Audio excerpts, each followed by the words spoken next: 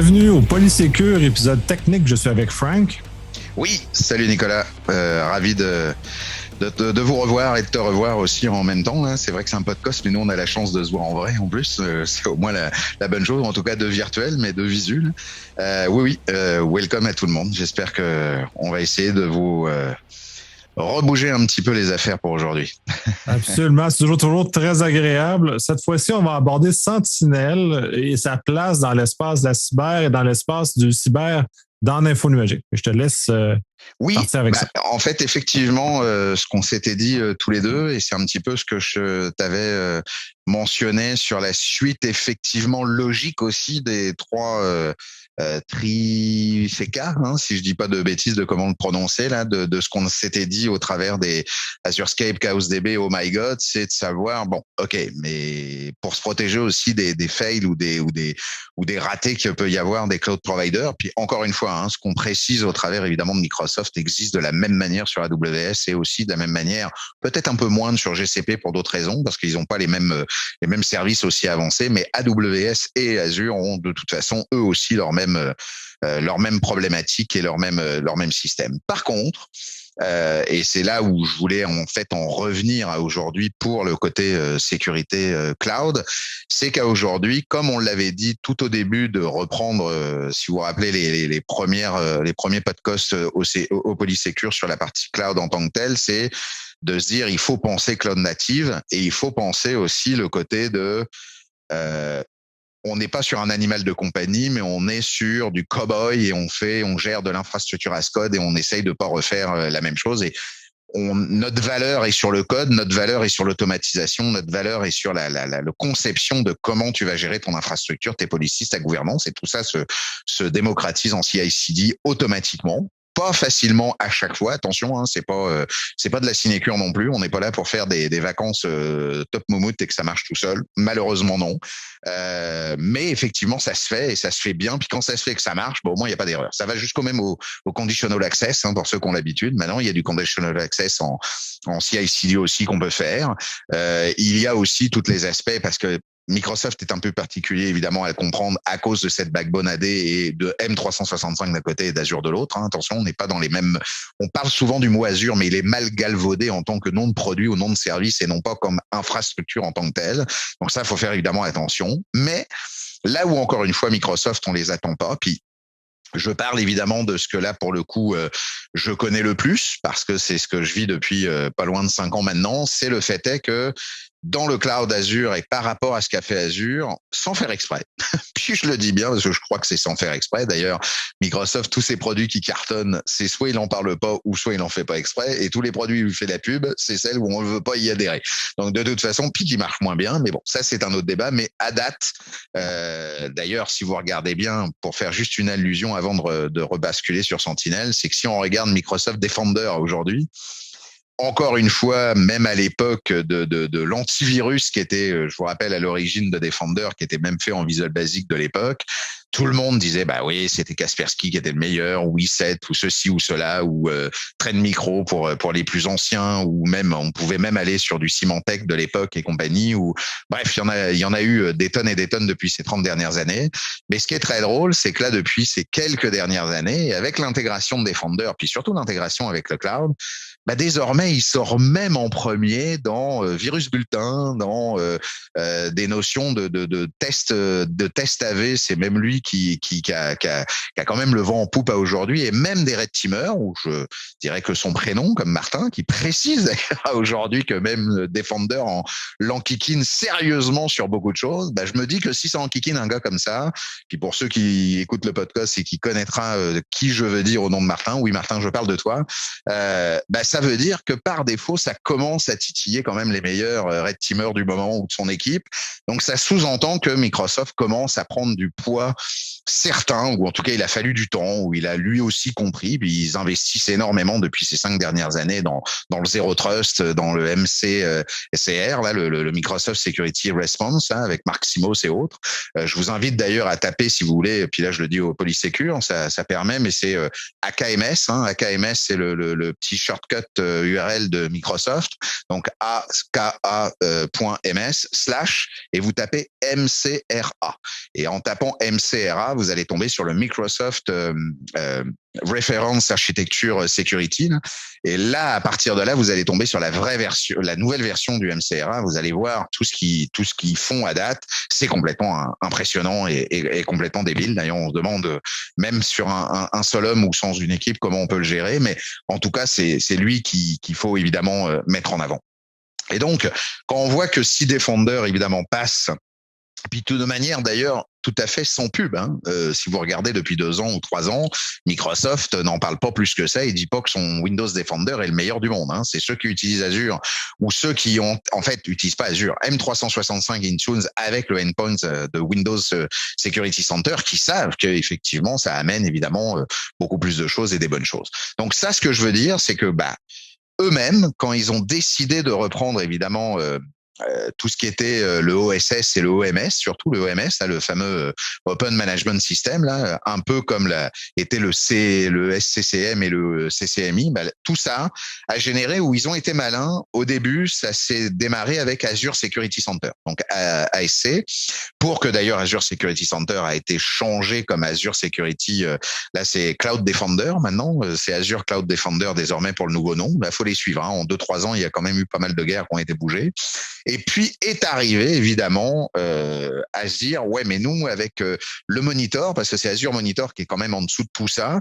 Puis ils ont dit mais encore une fois, le cloud, c'est du Frankenstein de tous les services qui se repositionnent en mode, c'est comme Teams, pour tous ceux qui connaissent Teams, c'est du wiki, c'est Skype, mais maintenant retourné comme étant Skype Link, mais c'est du RTC que vous avez, c'est tous les connecteurs de tous les outils qu'ils peuvent mettre comme le whiteboard, comme SharePoint, comme OneDrive, comme tous les trucs, puis ça, c'est du Frankenstein qui est fait. C'est magique, ça marche tout seul, mais d'un seul coup, t'as tout ça qui se met dans une seule et même application, et ça vous donne votre team. C'est pareil pour Power BI, c'est pareil pour Sentinel, c'est-à-dire que quand ils ont vu qu'ils avaient évidemment Azure Monitor, les Workspace Analytics, les Log Analytics, la notion des agents qu'ils allaient faire, les metrics, et qu'ils avaient ce qu'il fallait de toute façon pour rentrer dans les serveurs, autant dans les VM, et que on-premise, puisque c'est des agents, c'est pas du agentless, ils se sont dit, on est complètement fou là, on a un SIEM qui est déjà à notre porte. Pourquoi on n'arriverait pas, en plus avec Azure Security Center qui a démarré 2 ans avant que Sentinel arrive, puisque Azure Security Center, c'est aux alentours de septembre 2018 et début 2018 pour les prémices, septembre 2018 pour vraiment la générale availability, et puis pour évidemment Sentinel, c'est à partir de fin 2019. Et là, on est ça a fait 2020, 2021. En plus, la pandémie a géré et on est début 2022. Il y a eu l'équivalent de 5 mises à jour énormes en Sentinel depuis 2 ans. Et Azure Security Center, c'est sa 5e mise à jour et sa 2e changement de nom. Donc, c'est pour vous dire à quel point ça bouge très vite, autant du côté back-end que du côté API. Même au niveau API, sur Azure Sentinel, là, ça y est, l'API en preview a déjà sa 5e version en moins de 6 mois depuis Ignite. Donc ça, c'est complètement malade. Donc, et une communauté où ils ont été malins, c'est qu'ils ont mis tout ça tout de suite sur GitHub. OK, on n'a pas accès au back-end en tant que tel, ça c'est évidemment la propriété de Microsoft, mais la notion de ce qui se balade dans le back-end, c'est-à-dire les workbooks, les notions de gestion, et on le verra après dans Sentinel comment ça je vous présenterai rapidement ce qu'il en est, mais tout ça, c'est la communauté qui le génère. Donc, il génère les règles templates, il génère la notion de connexion avec ce qu'on appelle les fameux workbooks qui génèrent éventuellement des dashboards. Ça génère surtout les connecteurs. On en reparlera juste après parce que ça, c'est la force de Sentinel. Et puis, ça génère tout le back-end qu'on connaît de Sentinel en tant que tel, c'est-à-dire de tout ce qui est l'analytique. Évidemment, ils n'ont pas été idiots de vouloir intégrer tout de suite la notion threat intelligence, behavior, et j'en passe, c'est des meilleurs. Parce que ça aurait été idiot de louper le coche, évidemment, de prendre déjà ce qu'ils avaient. Je vous rappelle que les fameux, on avait vu ça dans ChaosDB, le fameux Jupyter Notebook, il est déjà intégré d'origine. Ils avaient déjà les Logic Apps. Les Logic Apps, c'est des automotion pour faire du SOAR. Tiens, SOAR, ça me dit quelque chose aussi. Et donc, on a un SIEM, un SOAR, et on a déjà tous les bouts installés. Donc là où je veux en venir, c'est que voilà, pour créer un SIEM à aujourd'hui, comme à l'époque des anciennes versions des années 90, 2000, 2010, il fallait dépenser un data center, un CTI, des gens, des serveurs, mettre en place ces serveurs avec du Windows, du Linux, peu importe ce que vous vouliez, puis gérer aussi la relève, pas la relève, les liens des logs, la protection des lieux, l'électrique, pardon, les liens évidemment pour gérer un peu tout ça. C'est simple, ça prenait 8 mois à peu près pour une dépense de 4 à 6 millions de dollars si vous avez de la chance quand vous aviez des tripeux qu'ils arrivaient à faire. C'est cool. Puis ça, vous pouvez me le dire, tous ceux que je connais qui font des SOC, et j'ai travaillé avec des gros SOC, ça coûte une fortune. Une fortune à maintenir, une fortune à installer et une fortune à gérer. OK? On se retrouve de bord avec maintenant un cloud public. On sait, on l'a vu dans différentes présentations qu'on a fait au Polysecure que, à date, le cloud public, je vous rappelle, 1,2 milliard pour Microsoft, 1,3 milliard pour AWS par an, contre et pour la sécurité et pour eux. Donc, on sait qu'on utilise de plus en plus le cloud public pour ses propres choses, le IaaS, le PaaS de SaaS et maintenant tout ce qui est AKS, ACS et compagnie, tout le FAS, le CAS aussi, les microservices, les fonctions et compagnie. Et là, on s'aperçoit que tout ça génère que ils n'ont pas été idiots, Microsoft. Ils se sont dit, si on veut aussi amener les gens à protéger et à vérifier, à monitorer ou donc à faire une sorte de sonde pour que le SIM, le Security Information, évidemment,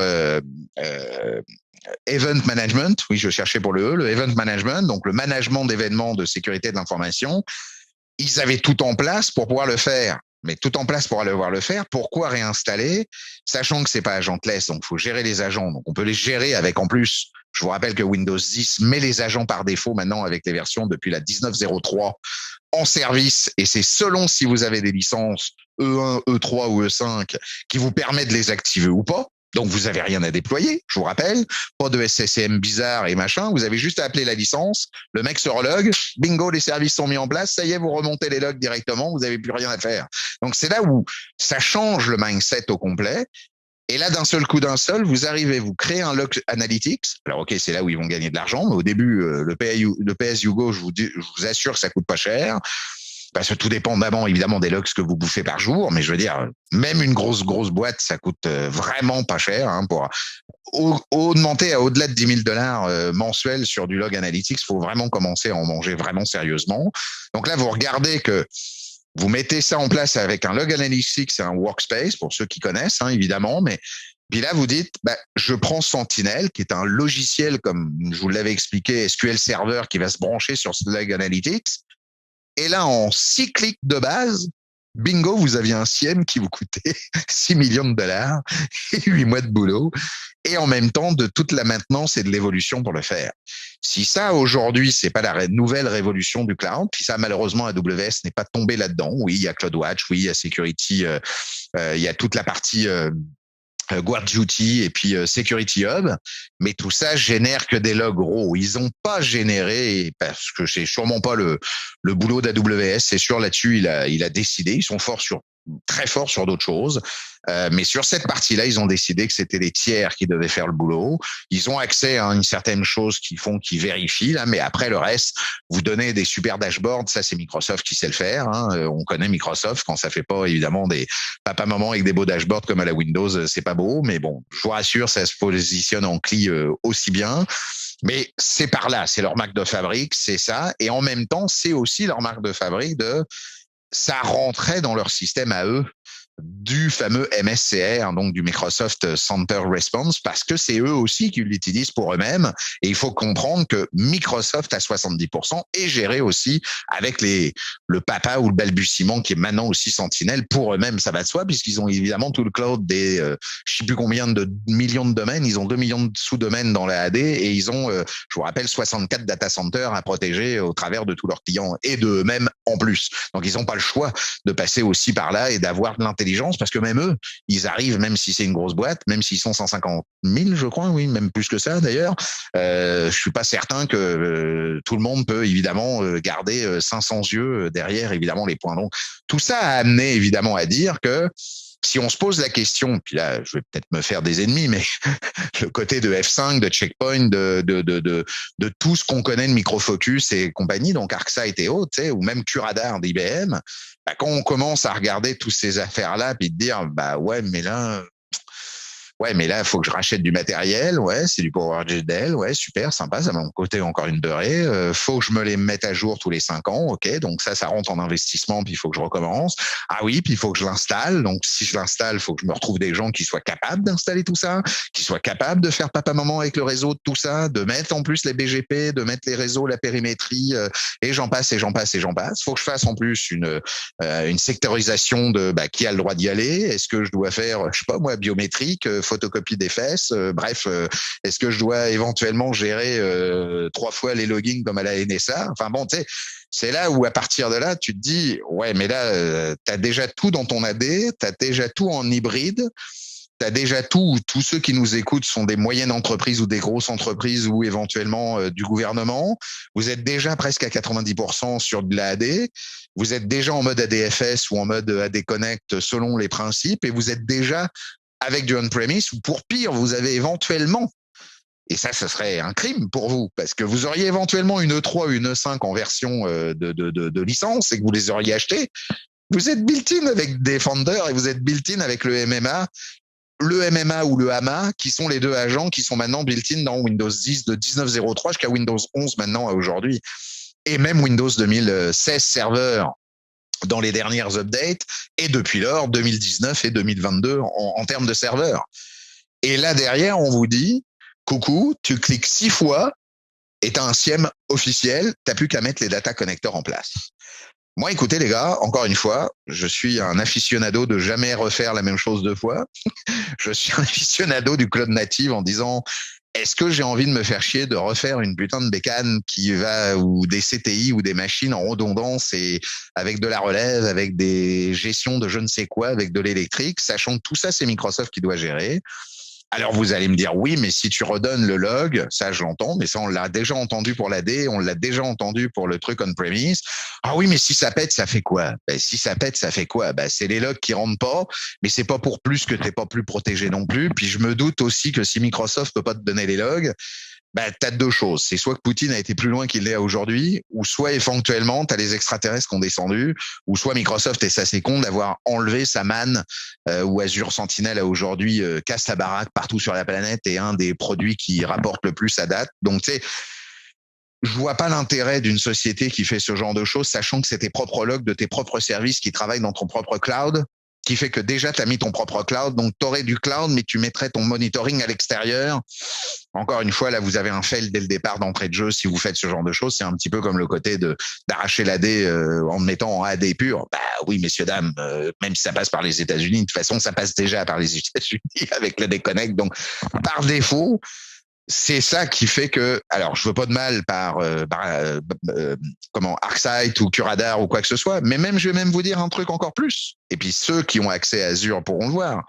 Tapez le portail Azure, allez sur Marketplace, puis sur le Marketplace, tapez F5, ArcSight, appelez Curadar, et il vous donne la possibilité d'installer en IaaS le Curadar, parce que des fois, il y a aussi de la notion de migration, je me doute, après de déconnecter du on-premise et autres, c'est souvent plutôt, mettez votre cloud déjà dans le SIEM, puis au fur et à mesure que ça décommissionne, c'est du lift and shift ou du lift and refactor, puis vous faites comme pour le développement, puis vous faites vous le prenez pas à grosse bouchée, vous le prenez à petite bouchée, c'est comme les éléphants, on dit toujours une cuillère à la fois, là c'est pareil, on va le prendre une cuillère à la fois, puis on va le gérer. Mais l'autre débat important, c'est de dire en même temps, ces gens-là ont déjà une création de leur propre appliance physique dans le marketplace d'Azure.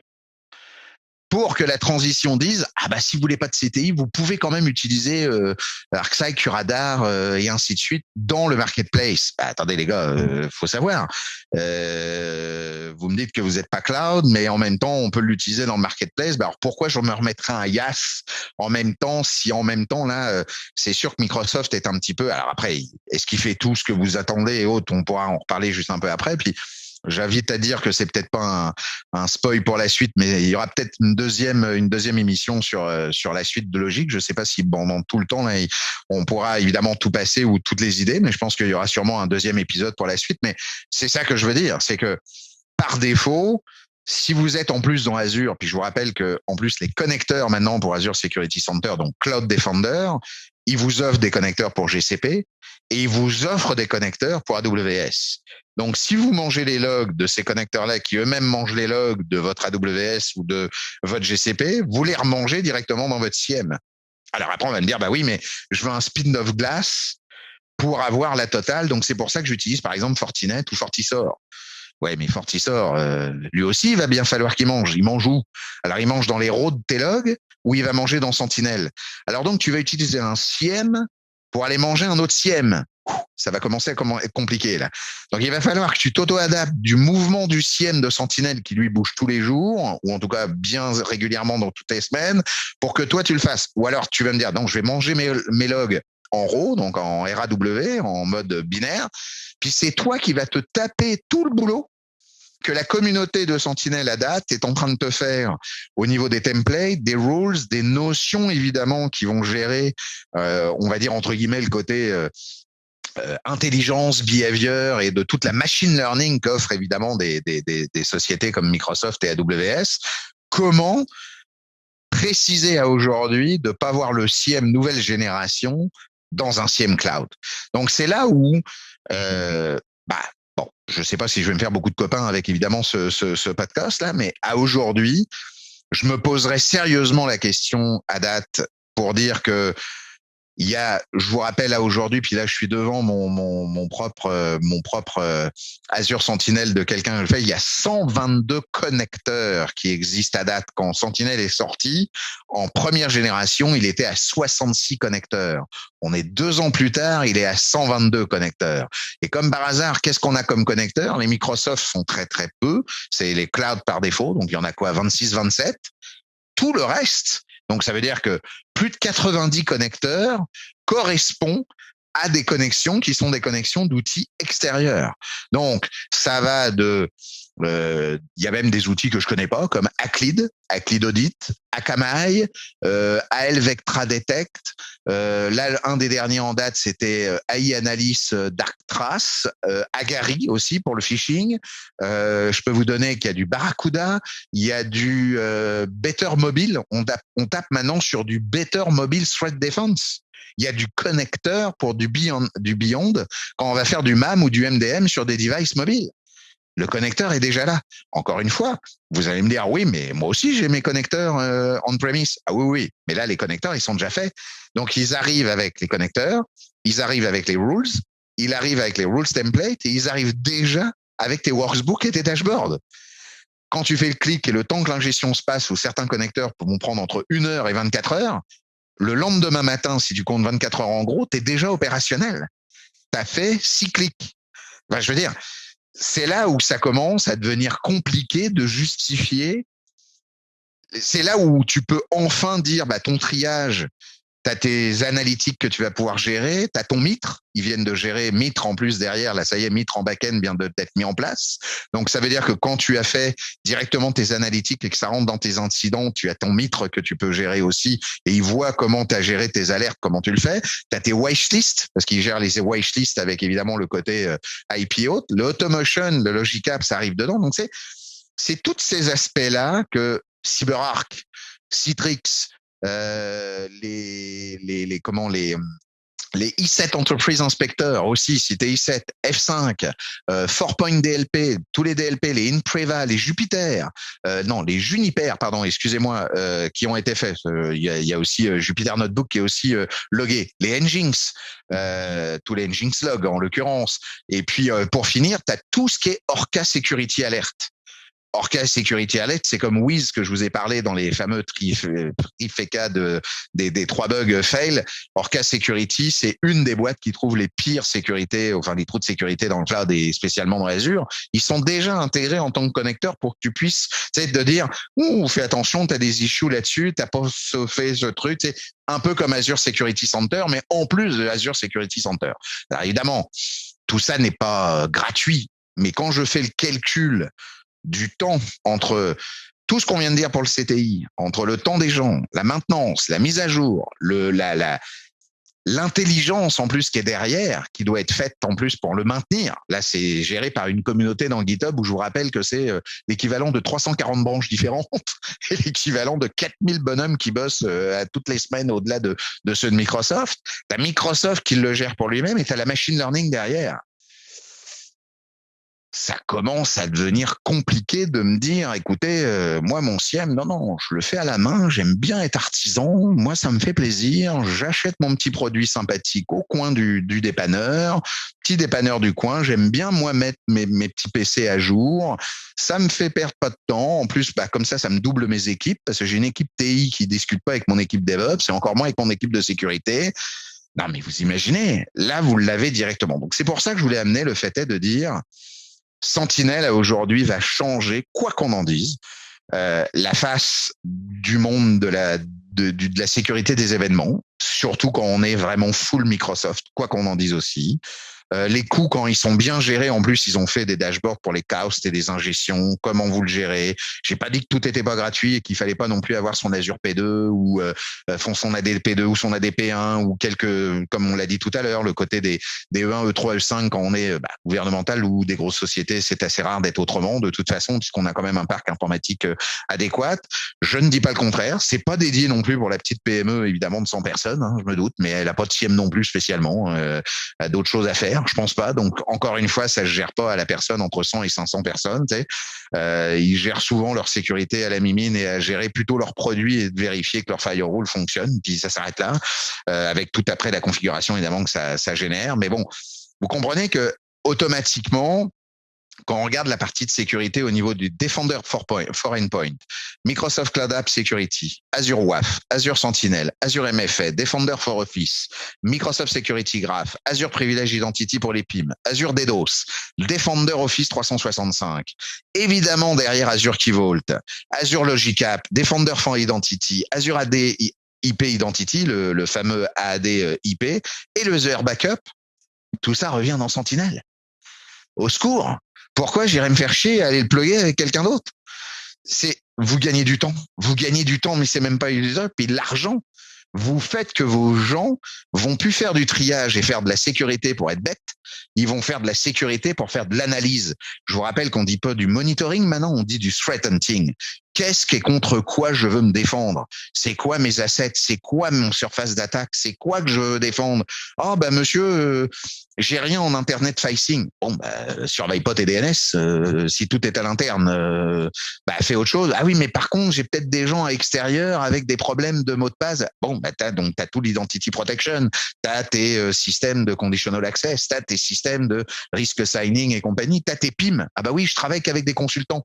Ah je veux qu'ils se PIM à chaque fois. Si t'as tes PIM, surveille tes PIM, surpaye ta config de haut privilège, puis dès que quelqu'un veut du global admin, ça te fait du SOR de partout, puis là, ça t'envoie des SMS de partout en te disant, est-ce que c'est normal, est-ce que c'est OK, est-ce qu'on est bon, ça change la politique aussi de qu'est-ce qu'on veut surveiller. Des fois, on veut même surveiller des configurations, pas spécialement de surveiller des black box, parce que taper du black box, je vous rappelle encore dans du cloud, c'est assez compliqué, c'est toujours du black box parce que c'est une mauvaise configuration d'origine, parce que par défaut, des fois, les gens n'ont pas relu la doc et ils n'ont pas changé les choses, bon, OK, ou on laisse évidemment des flottants, comme on les appelle, c'est le nouveau super mot à la mode, des services ou des ressources flottantes et qui n'ont pas été attachés avec un réseau ou un VNet ou un firewall ou quoi que ce soit qui existe aussi dans le monde du service ou du IaaS en tant que tel. Mais vous imaginez que toutes vos bases de données SQL, Azure Sentinel est dedans, tout ce qui est Postgres, Azure Sentinel est dedans. Donc c'est toute une autre manière, encore une fois, comme c'est une autre manière de développer avec du cloud, c'est une autre manière de développer avec du service, c'est une autre manière de voir CVM avec du point.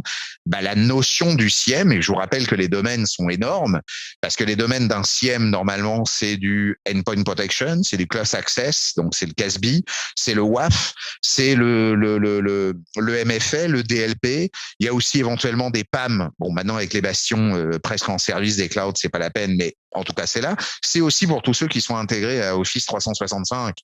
C'est de gérer le phishing, c'est de gérer tous les malwares, les fameux tricks URL ou les notions de clic, les notions de forwarding et compagnie. C'est évidemment le UEBA, le nouveau buzzword super à la mode, qui est le User Entity Behavior Analysis.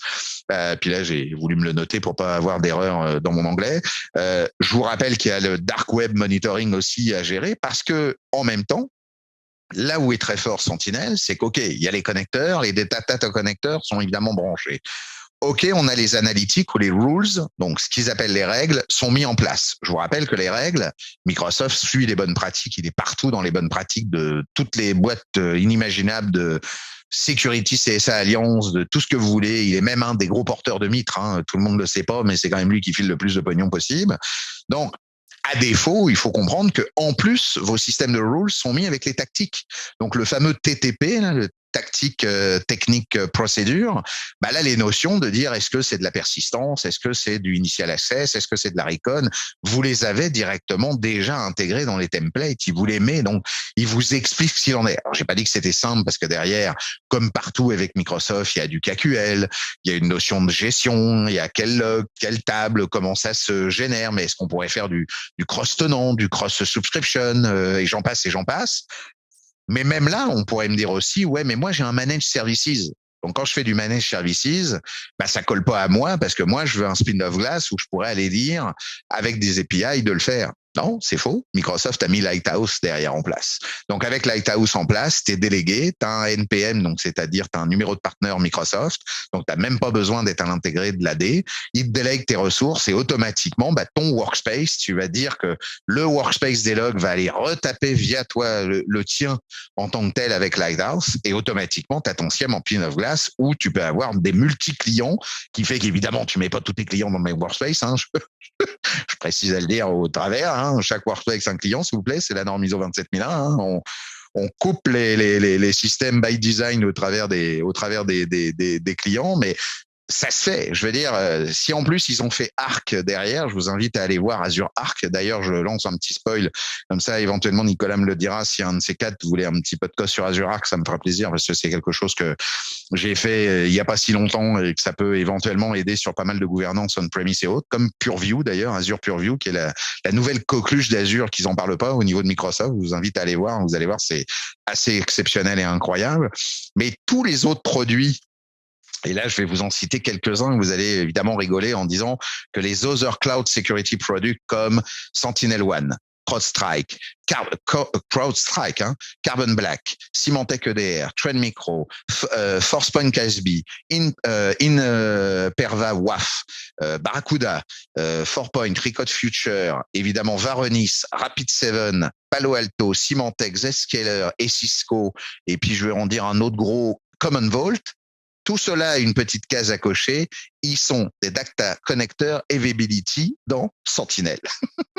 Donc, en plus, ça ne vous empêche pas de dire, je peux bousculer mon SIEM en disant, bah, je le décommissionne avec le temps, mais en reprenant évidemment des connexions qui peuvent être faites des autres produits, vous ne perdez pas le passif ou le legacy le temps que ça se fasse parce que ces connecteurs existent. Vous pouvez même le mettre en marketplace le temps que vous faites votre migration aussi, puisque ça pourrait exister aussi en main cloud, hein, ce qu'on appelle les fameuses appliances virtuelles, les NVA. Et là, à partir de là, vous pouvez le récupérer dans Sentinel automatiquement aussi. Donc, ce que je veux dire dans tout ça, c'est que là, Sentinel, il y a vraiment de la grosse difficulté aujourd'hui. Et pourtant, je suis dans ce monde SIEM dans le monde de la sécurité depuis 30 ans, mais dans le monde SIEM depuis 5 ans. Honnêtement, je l'ai appris à la dure parce que je l'ai appris avec les plus gros socs et avec les points. Mais quand je regarde ce qui a été existant avant, donc j'ai pas d'a priori, moi, autant que je pourrais l'avoir sur du malware, du reverse engineering et sur éventuellement tout ce qui se passe dans le développement ou dans le cloud lui-même. Mais moi, j'avais pas d'a priori sur les autres produits parce que je les ai juste travaillés pour faire du passation sur du cloud. Mais le passation sur du cloud aujourd'hui, quand je regarde les autres produits et que je les teste, même avec, et pourtant Dieu sait que j'ai même un ami là-dedans qui est sur le Palo Alto, avec que ça soit Cortex ou que ça soit Prisma et compagnie, oui, mais ils sont bons parce qu'ils font du multi-cloud eux aussi au travers d'AWS, mais honnêtement, Sentinel n'a pas du tout à rougir, et là je le dis haut et fort, même si je suis encore un bébé Microsoft là-dessus, mais vraiment, là à date, il a tout parce qu'il est intégré. Alors c'est sûr que ça se donne à 90% pour des gens de chez Microsoft. Enfin, quand je dis les gens, c'est les clients Microsoft bout à bout. C'est sûr que là, il n'y a même pas besoin de questions à se poser. Mais pour les autres qui sont 50-50, pour certains qui se posent des questions, je vais même vous dire, il y a même des gars qui sont pro AWS que je connais, qui pour des raisons de SIEM sont basculés sur Azure pour récupérer tout leur asset de log d'AWS avec Security WorkDuty ou autre, pour récupérer la logique des logs et reprendre tous ces logs-là pour les récupérer dans Sentinel.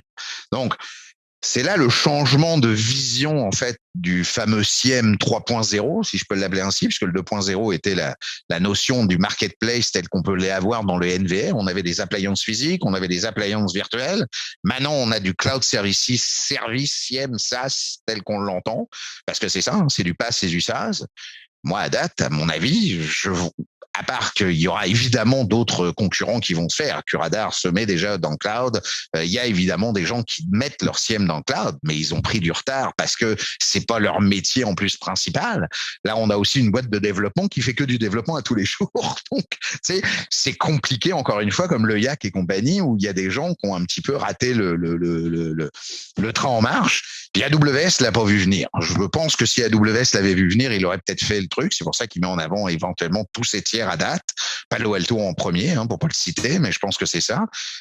Mais McAfee, c'est un des premiers à avoir fait les connecteurs. D'ailleurs, tous les connecteurs principaux qui ont été faits au début, c'est Checkpoint, McAfee, F5, Symantec qui ont été les premiers à être connecteurs à Sentinel parce qu'ils savaient que dès le départ, ils auraient le gain à y être pour justement faire cette passation à ce niveau-là. Donc, pour vous finir en même temps, puis comme ça nous prendra vraiment une deuxième étape parce que j'avais tout l'autre aspect technique vraiment intégrante au niveau de l'automation, des settings, de l'entity behavior, que je vais pouvoir vous parler de l'hunting aussi, parce qu'ils font de l'hunting en temps réel. Et ça, c'est important aussi de vous en parler. Mais l'autre point que je veux finir, c'est que maintenant, ils ont intégré dans la dernière version le content management avec évidemment la partie du content hub. Et le content hub, voyez ça comme un marketplace qui n'est pas les data connecteurs. Les data connecteurs, vous avez une partie comment de le faire. Et là, ça veut dire que vous mettez un API et un mapping entre votre connexion de vos outils ou du log vers évidemment le Sentinel. Mais le content hub, c'est de dire non, on vous met des solutions. Donc, c'est le terme vraiment utilisé, solution. Vous voyez ça comme étant un plugin. Moi, je préfère le dire le plugin puisque je vous ai dit que c'était un SQL Server. Donc, c'est comme si vous mettiez un plugin dans votre SQL ou vous voyez Sentinel comme Notepad++, puis vous mettez un gros truc, puis vous ouvrez un fichier ouvrir pour Log Analytics, puis le plugin va faire le reste à côté. Donc, là, c'est pour faire de l'analogie rapide, mais c'est pour comprendre que en podcast, on ne voit pas l'écran que vous avez en face. Mais donc, vous avez 113 solutions à date qui est fait. Puis là, pourquoi je vais le dire, puis ça va lui faire plaisir. Tiens, Nicolas, tu pourras le rappeler pour lui dire qu'on a parlé de lui là-dessus. C'est Mathieu Lavoie pour Flare System, qui est un ancien copain, un copain, mais un ancien gars qui a bossé dans une boîte bancaire verte, que je dirais pas le nom, mais au moins j'ai juste dit la couleur, qui a monté évidemment un système sur le dark web. Et pour gérer toute l'identité sur le dark web, Flare est là-dedans. Flare, puis je dis Flare parce qu'il y en a d'autres que je connais qui sont mis là-dedans. Il a créé une solution pour être directement dans Sentinel et dire on va manger vos affaires, évidemment, au travers de Sentinel, pour savoir que nous, notre API va aller faire le boulot, mais entre Sentinel et notre API, pour aller vous remonter les informations pour dire, oh, dites donc, votre VP, il a été leaké à tel endroit, le dark web parle de lui à telle identité, de tel truc, on a vu telle affaire dans tel GitHub, ou dans tel GitLab, ou dans telle affaire. Mais là, vous imaginez, il y a du Armorbox, il y a du Teams, il y a du Azure DevOps, il y a du Atlassian Jira, il y a pour Box, il y a évidemment pour Azure Firewall, il y a les sessions pour tout ce qui est les Cisco ACI, Cisco Duo Security, Cisco ISE, il y a les Cisco Meraki aussi. Vous avez des solutions pour Cloudflare. Donc Cloudflare est intégré directement à se faire manger.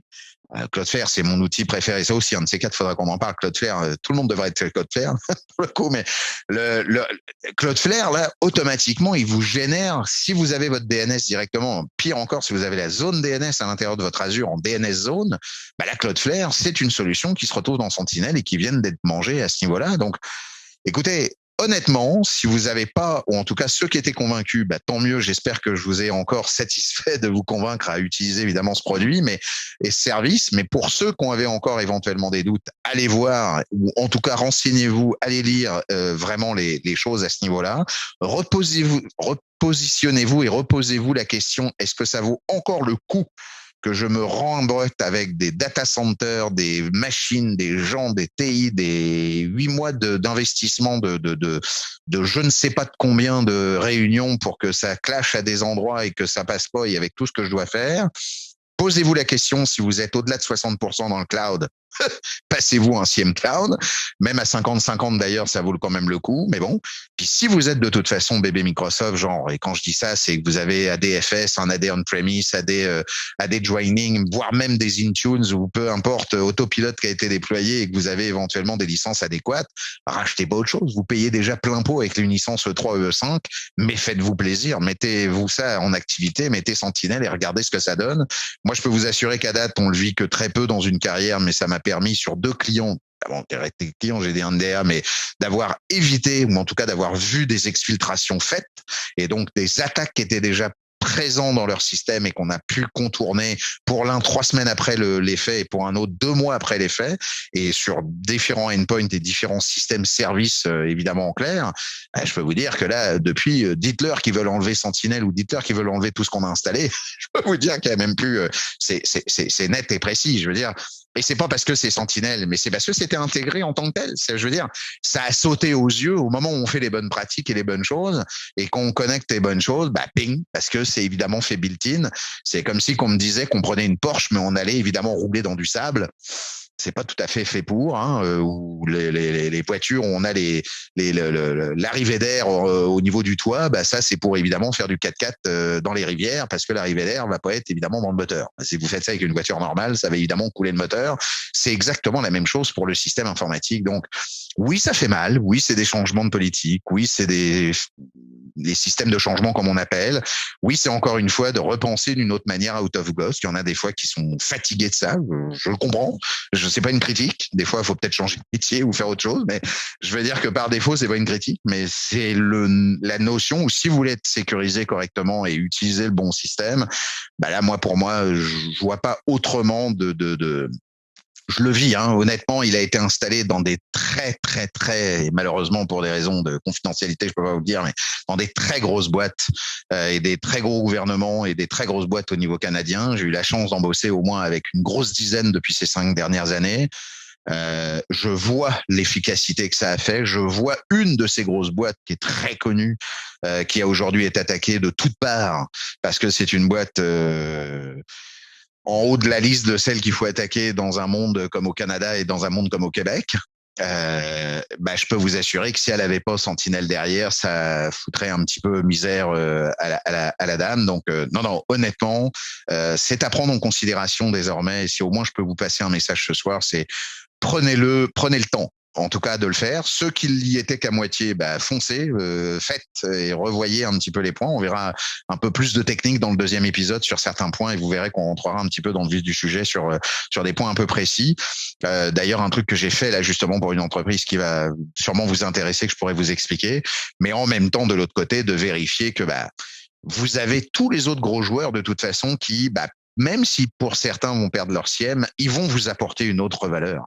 Ils vont vous apporter du threat intelligence, ils vont vous apporter de la mémoire, ils vont vous apporter leur IP, leur recherche de l'autre côté. Vous inquiétez pas, ils sont en train de se réinventer pour certains, ou en tout cas pour ceux qui avaient aussi un peu un SIEM des règles. Donc, c'est pas ça qui pose problème. Ce qui pose problème, c'est est-ce qu'on veut réellement changer et passer en cloud native? Moi, pour moi, en 2022, le 11 mars, c'est ce que je prendrai pour la fin de ce premier épisode, mon Nicolas. Absolument, mais de toute façon, oui, il faut passer en cloud, puis ça change beaucoup la réflexion sur bien des choses.